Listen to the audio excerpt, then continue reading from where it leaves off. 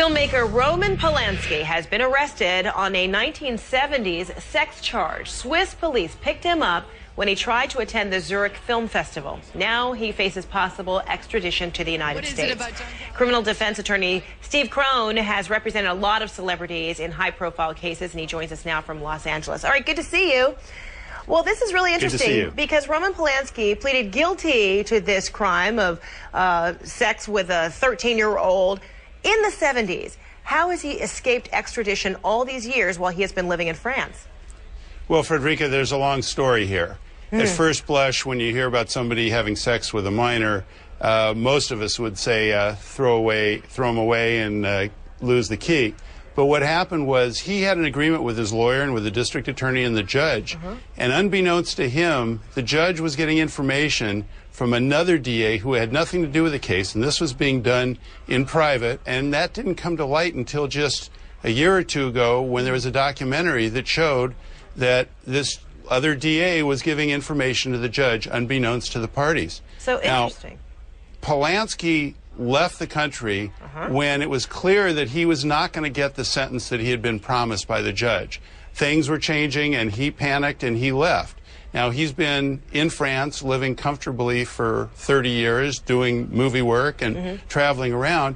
But within the last 10 years, we've had an extradition treaty with Switzerland, which now makes them obligated to extradite somebody back to the United States. Okay, so that brings us now to, he's heading to Zurich for the film festival. He's to be honored there.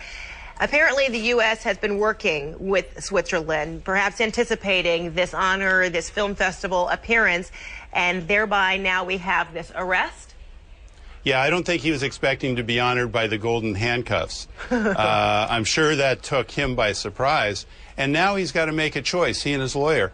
Are they going to fight extradition and argue that he was treated improperly, shouldn't be extradited back to the United States? Or are they going to waive extradition, bring him back here, and finally, after all these years, litigate whether the sentence was fair, whether the guilty plea was fair, whether the whole thing should be thrown out? And there are some indications that the judge who was going to hear the case wasn't happy with the proceedings that took place 30 years ago. My goodness, so what would be the time frame now that Switzerland or the U.S. would work out some sort of extradition if it comes to that? And what would be the timetable of now finding his way back in court to perhaps face that old potential sentence, or would this case start all over again?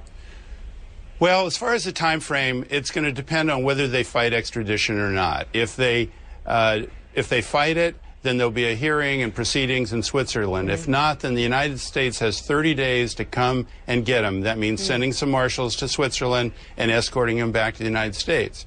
And when they get back here, they're going to be seeking to throw out the entire conviction, saying that Polanski was given promises by the judge and by the DA on the case. Promises weren't kept. There was malfeasance by the judge in that he was getting instructions and information. But are we talking double jeopardy now? I mean, he pled guilty. No, we're not. No, why not? He's pled guilty, but he's never served his time. So he's either going to have to serve the time, or what's going to happen is there's going to be a hearing on whether he was denied due process. And we're not just talking about whether a child molester goes free. We're talking about whether we had a level playing field, whether the judge was getting information improperly, using tactics by the DA who wasn't in court, unknown to anybody else. And that's not the type of system that we have here. Everything should be out on the table, fair for everybody to take a look at and evaluate.